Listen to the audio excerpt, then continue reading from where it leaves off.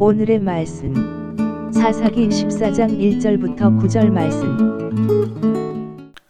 하나님 아버지, 토요일 주말 아침 이 시간도 주님의 은혜를 함으로 주님 앞에 나갑니다. 이 시간에도 우리 모두에게 말씀을 통해 하나님의 음성을 들려주옵소서. 예수님의 이름으로 기도합나이다. 아멘. 할렐루야. 성교 성도 여러분, 오늘도 하나님의 은혜와 평강이 가득한 하루가 되시길 축복합니다. 오늘 우리에게 주는 하나님의 말씀은 사사기 14장 1절에서 9절 말씀입니다. 삼손은 기적적으로 태어나 하나님께 복을 받으며 자랐고 하나님의 영을 받았습니다.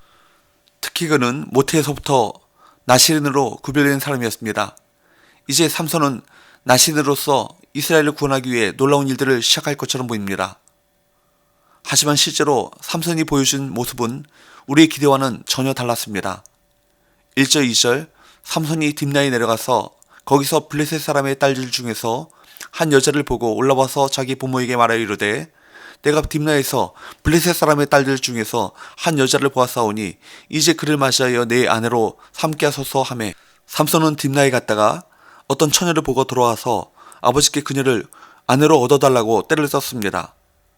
딥나는 소라에서 서쪽으로 10km 떨어진 곳으로 블레셋 사람들이 거주했던 지역입니다. 삼손은 당장 블레셋 여자를 아내로 맞이하고 싶다고 말했습니다. 그는 옳고 그름을 신중하게 생각하지 않고 순간적 욕망에 따라 행동했습니다. 이는 삶에 개입하시는 하나님의 섭리를 배제한 행동입니다. 사람의 눈에 보기 좋은 일은 하나님이 보시기에 악한 일입니다. 그의 부모는 삼손에게 이스라엘 사람 중에서 아내를 택할 것을 요구했습니다. 이방 여인과의 결혼은 분명 이스라엘 백성에게는 금지된 일이었으며 나시린인 삼손에게는 더욱 그랬습니다. 그러나 삼손은 자신이 그 여자를 좋아하기에 그 일의 정당함을 주장했습니다. 3절에 내가 그 여자를 좋아오니 라는 표현의 히브리어를 직역하면 그 여인들이 내 눈들에 좋다라는 말입니다. 이 표현은 사사시대가 어떤 시대였는지를 정확하게 말해줍니다. 사람들이 하나님의 말씀이 아니라 자신들이 보기에 좋은 대로 행했던 악한 시대였다는 것입니다. 삼손은 그저 자신의 욕망대로 행동했을 뿐입니다. 삼손은 그저 그 여자가 좋다며 결혼하겠다고 고집합니다. 그에게는 어떤 가치관도 사명감도 없었습니다. 그런데 4절 하반절을 보듯이 하나님의 영은 삼손이 블레셋 여자와 결혼하려는 행동마저 이스라엘을 구원하기 위한 사건으로 이용하셨습니다. 삼손이 이방 여인과 결혼하려는 행동을 하나님께서 용납하신 것이 아닙니다. 하나님께서는 삼손의 잘못된 욕망과 죄악마저 이스라엘을 구원하시는 일에 사용하셨던 것입니다. 본문에는 삼손이 블레셋 사람을 칠 계획이 있는 것처럼 표현되어 있지만 이 일의 주관자는 하나님이십니다. 우리는 죄악과 욕심에 따른 삶을 운명론처럼 이야기할 때가 있습니다.